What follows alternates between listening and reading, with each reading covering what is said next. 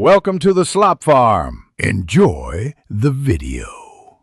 You start by signing in as the AWS root user. This is different from an IAM user, so use the root email. Once signed in, confirm your MFA prompt, if configured, because AWS may block password changes without it. If MFA fails, prepare to use the account recovery steps.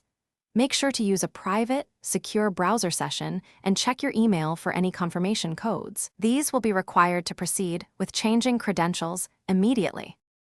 Once in Account Settings, locate Change Password under Security Settings. Click it to open the form.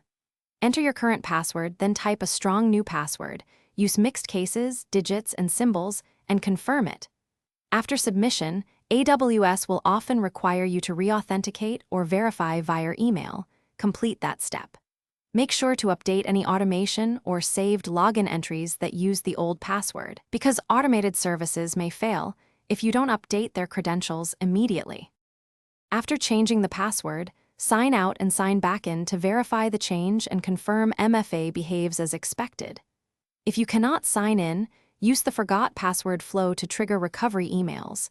If that fails, contact AWS support and be ready with billing details or account verification. Make sure to rotate any access keys that might be linked and update your password manager. Finally, enforce stronger MFA or hardware tokens to prevent future incidents. Thanks for watching. Consider subscribing if we helped you today.